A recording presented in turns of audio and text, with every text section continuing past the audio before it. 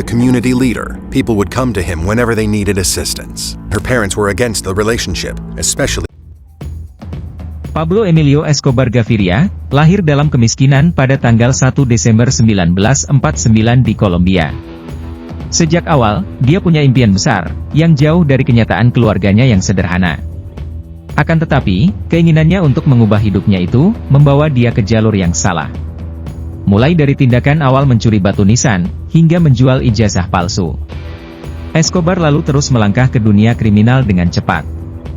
Keterlibatannya dalam perdagangan rokok ilegal, membuka pintu baginya dalam penguasaan pasar narkotika yang lebih besar. Dia lalu memanfaatkan permintaan kokain yang melonjak di Amerika Serikat, dengan memperluas jaringan pengiriman dan distribusinya. Melalui kartel Medellin yang dipimpinnya, dia juga mendirikan pangkalan pengiriman, di pulau pribadinya di Bahama. Escobar mengendalikan lebih dari 80% perdagangan kokain ke Amerika, dengan lebih dari 15 ton diselundupkan setiap harinya. Tentu saja hal ini menghasilkan keuntungan yang fantastis, yakni sebanyak $420 juta per minggu, bagi kartel Medellin. Kolombia memang memiliki posisi geografis yang strategis, di pasar narkoba global. Awalnya Kolombia dikenal sebagai pusat penyelundupan ganja. Namun seiring meningkatnya permintaan kokain, Kolombia dengan cepat mengambil alih peran utama. Escobar terlibat dalam perdagangan narkoba yang pesat, dan hal ini sungguh menarik perhatian otoritas Amerika. Pada tahun 1976, saat pulang dari perjalanan perdagangan, Escobar ditangkap dengan 39 kg kokain di dalam ban serep truknya. Meski tertangkap, Escobar akhirnya lolos dari dakwaan, dengan suap kepada seorang hakim. Pola perilaku Escobar, dikenal sebagai plata o plomo, yang artinya, tawaran suap atau ancaman pembunuhan kepada pihak berwenang. Ini menjadi pola khasnya, dalam berurusan dengan pejabat berwenang.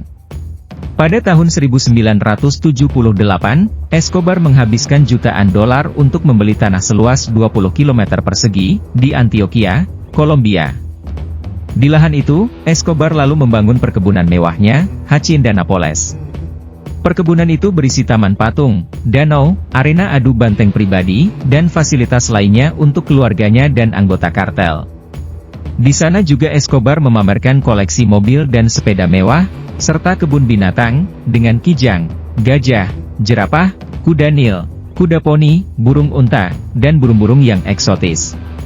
Pada puncaknya di pertengahan 1980-an, kekayaannya mencapai 30 miliar dolar, hingga membuatnya menjadi salah satu dari 10 orang terkaya di dunia menurut Forbes. Ya, itulah Escobar, yang terkadang digambarkan seperti Robin Hood, terutama oleh penduduk lokal. Memang Escobar kerap mengalirkan uangnya, untuk program sosial bagi mereka yang kurang beruntung. Di Medellin, dia menggelontorkan jutaan dolar untuk memperbaiki lingkungan miskin. Hal ini bahkan melampaui apa yang dilakukan oleh pemerintah. Escobar juga membangun infrastruktur dasar seperti jalan, listrik, lapangan sepak bola, hingga arena untuk sepatu roda. Akan tetapi, di sisi yang lain, Escobar juga bertanggung jawab atas pembunuhan ribuan orang, termasuk politisi, pegawai negeri, jurnalis, dan warga negara biasa. Di mana hal ini memuncak, ketika dia menyadari bahwa dia tidak mempunyai kesempatan untuk menjadi presiden Kolombia. Belum lagi ditambah dengan pihak Amerika Serikat, yang mendorong penangkapan dan ekstradisinya. Escobar lalu melampiaskan kemarahannya pada musuh-musuhnya, dengan harapan dapat mempengaruhi politik Kolombia. Kampanye teror Escobar telah merenggut nyawa 3 calon presiden Kolombia, seorang jaksa agung, sejumlah hakim, dan lebih dari 1.000 petugas polisi. Selain itu, Escobar juga dituduh sebagai dalang pemboman sebuah pesawat jet Kolombia, dan menewaskan 107 orang di dalamnya. Teror yang dilancarkan Escobar, akhirnya mengubah opini publik terhadap dirinya. Hingga pada tahun 1990-an, Escobar menghadapi tekanan yang meningkat dari pemerintahan Presiden Cesar Gaviria, terutama setelah dugaan pembunuhan calon Presiden Luis Carlos Galán pada tahun 1989. Pada bulan Juni 1991, Escobar merundingkan penyerahan diri kepada pemerintah Gaviria, dengan imbalan pengurangan hukuman dan preferensi, serta pengobatan selama penawanannya. Undang-undang Kolombia pada saat itu, melarang ekstradisinya ke Amerika Serikat. Escobar kemudian membangun penjara mewahnya sendiri, yang disebut La Catedral. Saking berkuasanya Escobar di negaranya, penjara itu juga dijaga oleh orang-orang yang dipilihnya sendiri dari antara para karyawannya, hingga sering disebut Hotel Escobar. Bagaimana tidak, penjara ini dilengkapi dengan kasino, spa, klub malam, lapangan sepak bola, jacuzzi, air terjun, dan bahkan ada rumah boneka raksasa. Pada Juni 1992, Escobar berhasil melarikan diri ketika hendak dipindahkan ke penahanan biasa. Perburuan besar-besaran dilancarkan selama 16 bulan, dengan bantuan Badan Pengawasan Narkoba Amerika Serikat. Saat itu, monopoli kartel Medellin runtuh, dan pemimpinnya tewas, saat polisi menyergap kantornya.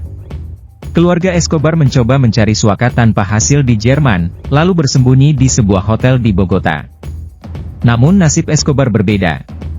Dia ditangkap oleh otoritas Kolombia pada 2 Desember 1993, setelah terjadi baku tembak sebelumnya. Saat mencoba melarikan diri, Escobar dan pengawalnya ditembak hingga tewas. Pablo Escobar akhirnya meninggal pada usia 44 tahun, tepat sehari setelah ulang tahunnya. Demikianlah kisah perjalanan hidup Pablo Escobar, The Lord of Drugs. Sampai jumpa di video selanjutnya.